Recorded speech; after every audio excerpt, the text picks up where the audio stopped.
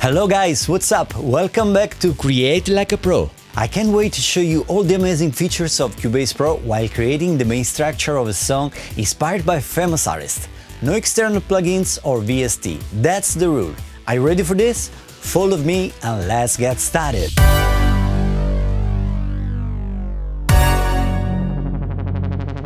Wow, this intro literally made me jump out of my chair. I love this band, they inspired me a lot. It was very challenging to craft some sounds and I hope you like the final result. In this episode we'll see how to create a unique sound palette. We will take an in-depth look at some of the functions of Retrologue 2 that helped me to get the best out of this beautiful synth, and craft some auxiliary synth that works in a specific part of the song. Every project has problems, but sometimes the solution is simple, if you know how to fix it. Let's build a drum kit.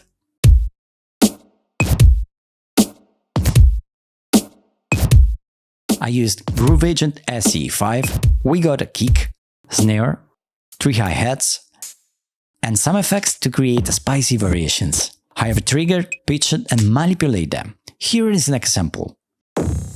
We got a kick, I fade in the attack and reverse it.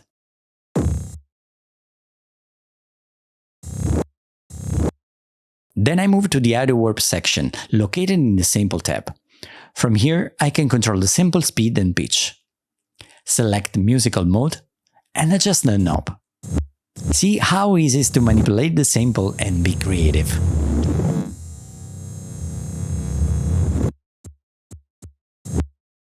Let's try another sample. This is a shaker hit. I click on Audio Warp. As you can see, we have two choices, solo or musical. Let's try the solo mode.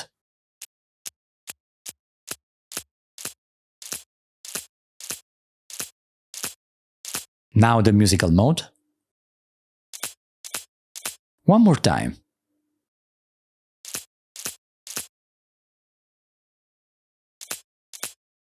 For this specific sample, the solo mode looks a little bit more detailed.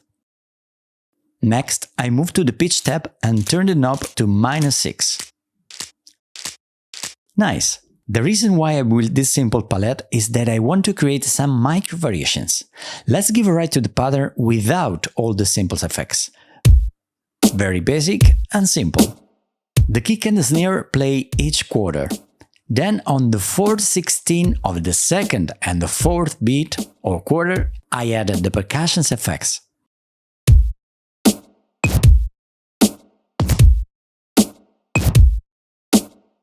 If you listen carefully, due to the processing I made before, they sound like a 32 pattern. Check this out. It's like tagaran, tagaran. And of course I can combo them in the way I want. Very nice. Let's process. I'm gonna show you how to go from this to this. I love Squasher. It can bring to life any sound with just few clicks. Check this out. I'm going to reset it, deactivate the band 2, set the band 3 to 2 kHz. I don't want any compression, so I lower these knobs and increase the gain to 3. For the snare, I used Squasher again, but this time I deactivate the band 1. Increase the band 3 by a touch, no compression, and input +5. Then I insert quarter fuzz to give it a touch of analog feel. I activate the amp on the band 2 for more body, and a touch of distortion on the band 4 for more brilliance. Last, I remove the low end. Let's give a ride to the basic groove and check the differences.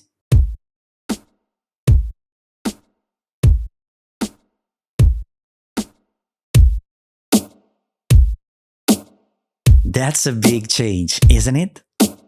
For the hi-hats, I just want to improve the body, so I add a quarter fuzz, limit the band to between 200 and 1.6 kHz, and boost the tube saturation.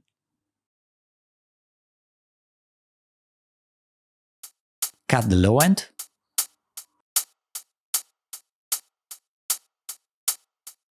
Let's have a look at the project. I click on Edit in Place. That allows me to have a quick view of the events inside the track without opening the MIDI editor. If it doesn't appear on your track, right-click, Track Control Settings. You should see a situation like this. Select Edit in Place and click Add. Done. Now you can easily see where the rhythm changes. We got a kick, snare and effects on the first part, kick, snare and hi-hats on the refrain, and on the second part of the refrain we got more hi-hats. Let's talk about the effects. I split them all in two groups. The blue one goes on channel 4 and the dark blue on channel 5. On the group 1 I wanna stress the signal, so I add the distortion plugin, boost 2, feedback to the top.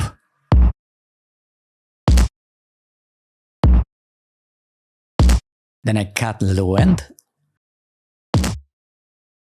and a touch of limiter. For the group 2 I use Quadra Fuzz and distort the band 2 and 3 for more presence and brilliance. I get rid of the very low end and a touch of limiter. And this is the before.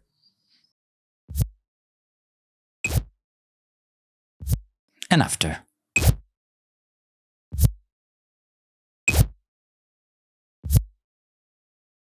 Let's check what we've done so far.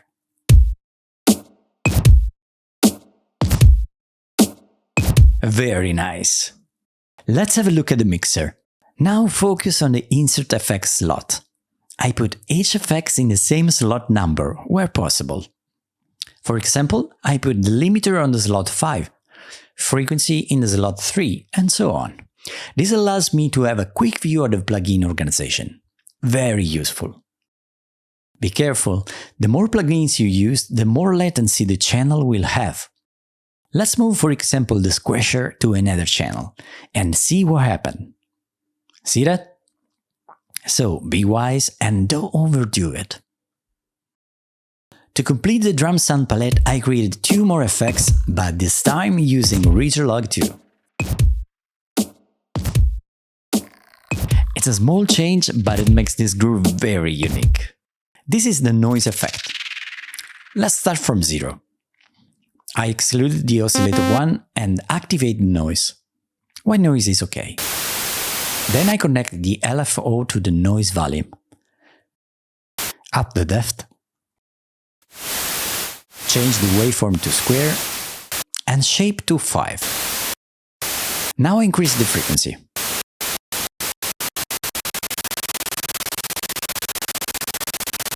Add distortion, resonance, and set a cutoff to 1 kHz. Maybe I go for a 12 low pass. Now I want to simulate a dropping filter behavior, and to do that I'm going to increase the decay. Set the envelope to 6. In order to make the decay works, I must lower the sustain. Like this. A smooth release. As you probably notice, as I release the key on my keyboard, the filter dropped down. To fix this, I need to apply to the filter the same release settings I use for the amplifier envelope. And now we're talking. I set a softer attack. Last, I go to the effects section and add a touch of reverb.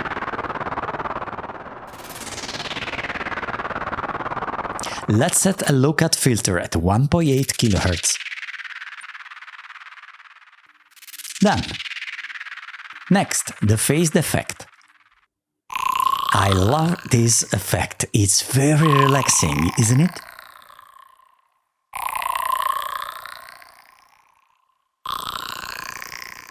Same as before, I turn off the oscillator 1, turn on the noise, white noise. This time I'm gonna connect the LFO 1 with the cutoff. Change the waveform to square, shape 5, and frequency to the top.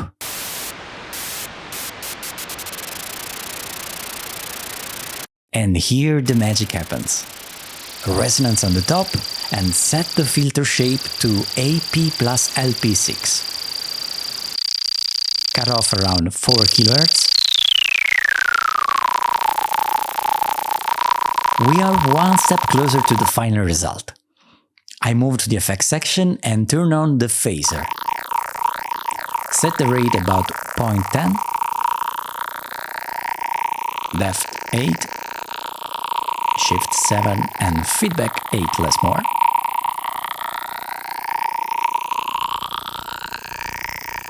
And last, I'm gonna add just a touch of reverb, like that.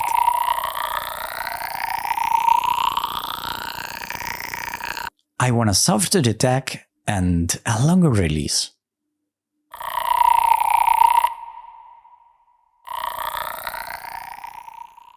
Very nice.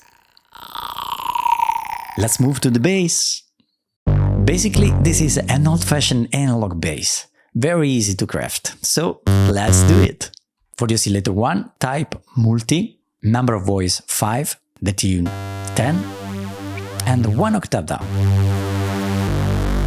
I'm gonna cover the high frequency spectrum with the oscillator 2. Type multi, number of voice 4, and the tune 10. Let's electrify the signal. I turn on the ring modulator, multiplying the oscillator 1 and 2. Check this out.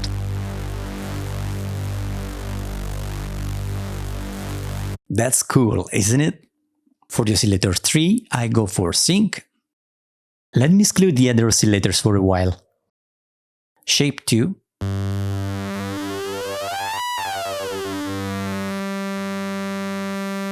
One octave down. And set some decay.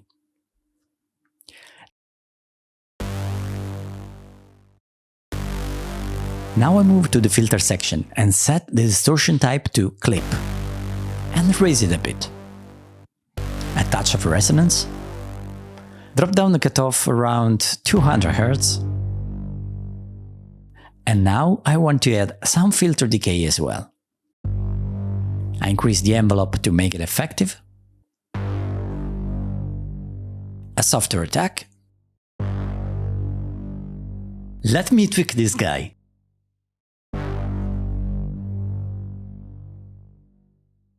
Last, I load the volume by a touch to avoid input clipping. Let's compare the original bass with the one we just crafted. Nice, rounded and deep. Listen carefully. There's something wrong. It seems that my bass is a kind empty. It lost body and deepness.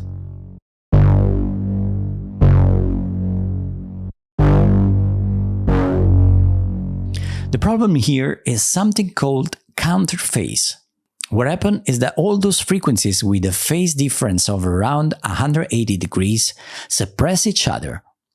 Let me explain this with an example. This is a sine wave. By default, the phase is set on free, means that the oscillator runs freely and continuously. Let's create an issue. I set the phase on fix 0. Copy the same settings for the oscillator 2. I'll play a note on my keyboard while increasing the phase value. Remember, as we get closer to 180 degrees, we should come into the counter phase. Check this out. We are gradually losing signal until the two oscillators cancel each other out. The further I go from 180 degrees, the more the sound will return.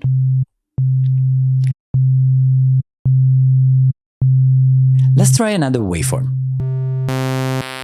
This time I go for square.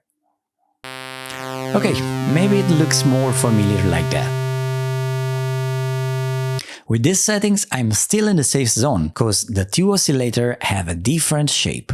But as I move the oscillator 2 shape towards the same value of the oscillator 1, counterphase.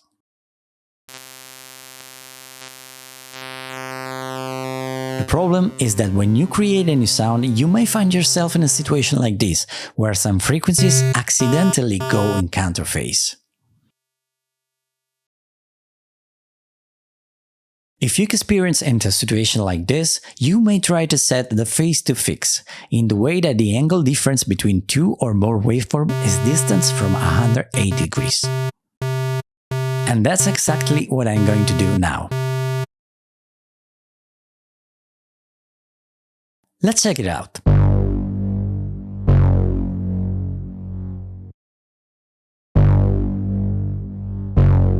Perfect. Let's process. I add a squasher, isolate the band 1, no compression, and increase the input by 5.6 dBs. Let's add more body and sparkling with the quadrafuzz. I set distortion for band 2, tube saturation for band 3 and 4. And this is the before and after. As you probably know, to optimize the mixing process, kick, bass, and in general lower frequencies should be pretty in the center. Let's fix it. I'm gonna use a mid-side EQ on the band 1, removing all the low frequencies under 200 Hz just from the side. Much better. Another thing I want to do is to let the bass and the kick stay properly in the mix. I know that the kick I used has a peak on 50 Hz, so I'm gonna set a sidechain on this frequency. Then I move to the kick send and select the corresponding connection. And of course I can play with the attack, release and threshold. But in this case it's better to have a fast attack and a short release. For the accompaniment, in order to create interesting variations, I used 3 different types of guitars from HALion Sonic SE3.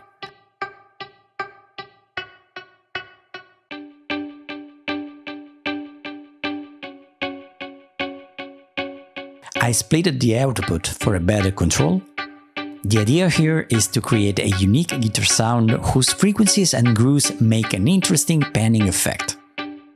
I tried to emulate a real guitarist, so I didn't quantize all the notes perfectly. Furthermore, I created a different pattern for the refrain.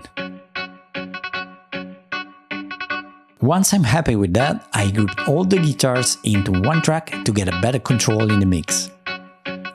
Last, to support the groove, I doubled some notes with this gated synth.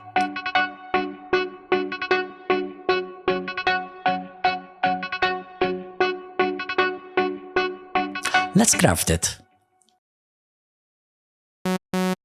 For the oscillator 1, I go for the sending sawtooth.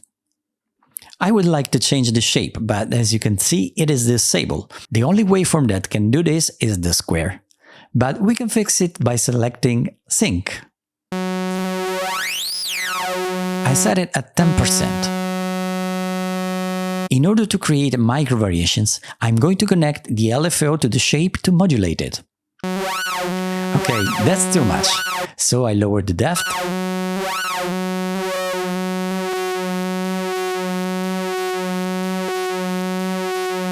and slow it down by a touch.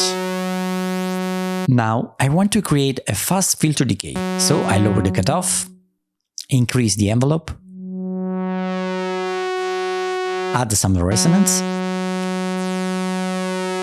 and finally I lower the sustain and increase the decay.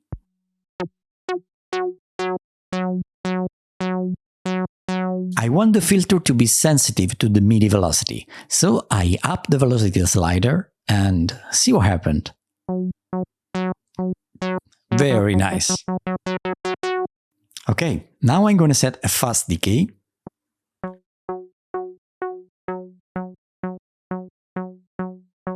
And last, a touch of reverb. Done. In my opinion, the most significant instrument of this arrangement is the brass, that gives a blast of power energy to the song.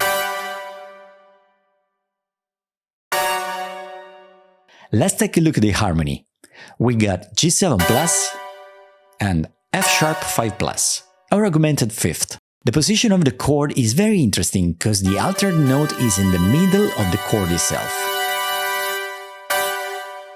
Same for F sharp.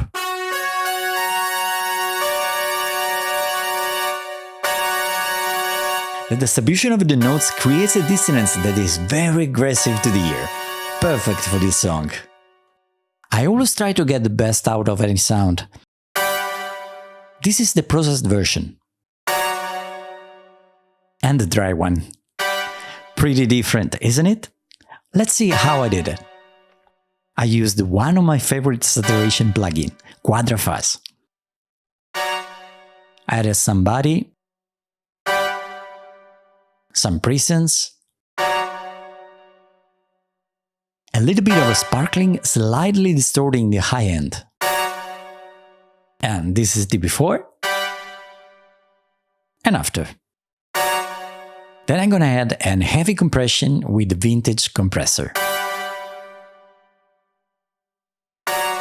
And decrease the mix level by a touch. Next, I want to reduce the stereo image to avoid phase problems. And last, a touch of limiter. Let's see the result.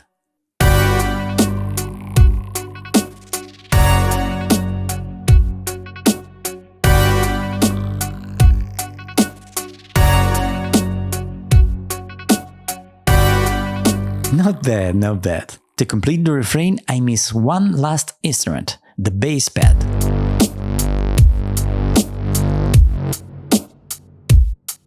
This is the final processed version. Let's see how to make it. For the oscillator 1, I just set 1 octave down.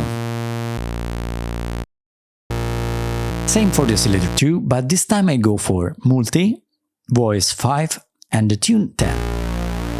I turn on the sub and fix phase. Let's test the sound. I choose clip distortion and I fry it.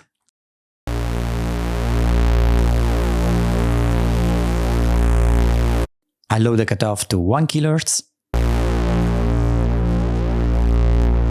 and set a soft attack and a touch of reverb.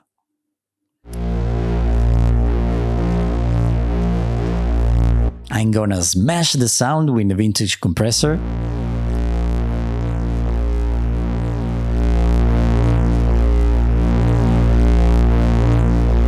And now the fun part. I load the chopper plugin, set ramp, speed 1/4 and depth to 70%.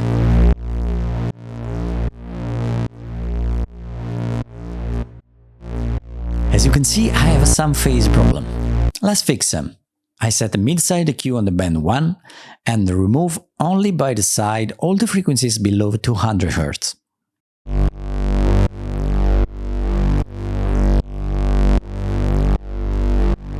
Now just a touch of limiter. Refrain completed.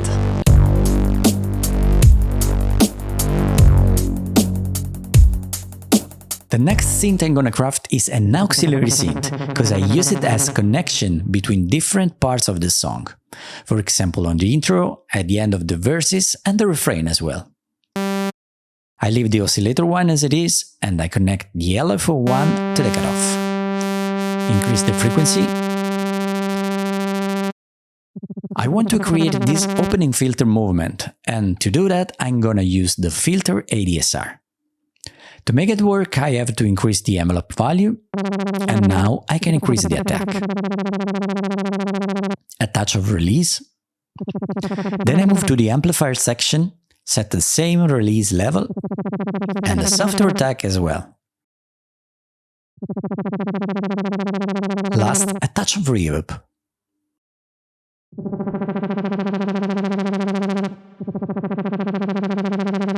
Done. Always pay attention to the resonance frequencies. In my case, it was enough to compress it a little bit. Let's check the result.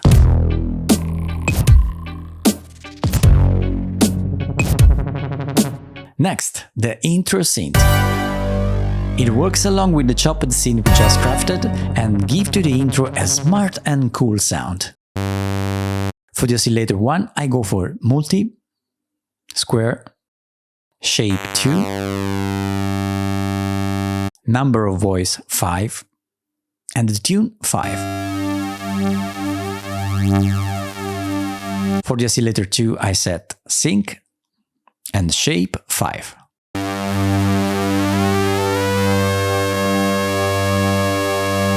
I activate the sub and I set square. Then I move to the filter section and set the distortion to clip and raise to 8.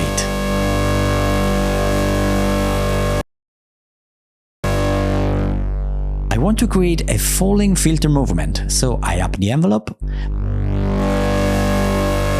but this time I lower the sustain and I increase the decay. Let's add some cool effects. I set flanger,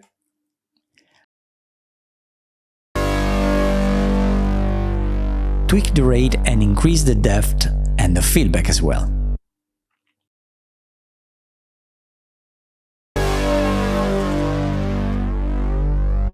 Just a touch of reverb. Done! Let's test it! Very nice! The last synth I'm gonna craft helps me to create more variations, especially if used on the second part of the song. Look how easy it is to manage the project by using the folder and marker tracks. Honestly, I never expect to be able to create a sound like this with Retrologue 2. It surprised me anytime I use it. Let's make it. For the oscillator 1, I go for square, X or R, and random phase. Shape 2, random phase, and 1 octave up. For the oscillator 2, I select multi, square, shape 5, number of voice 5, the tune 5, and 1 octave up. For the oscillator 3, square, multi, shape 0, number of voice 5, the tune 5. Let's set a bell type behavior, so a fast attack and a medium long decay and release. Let's test it!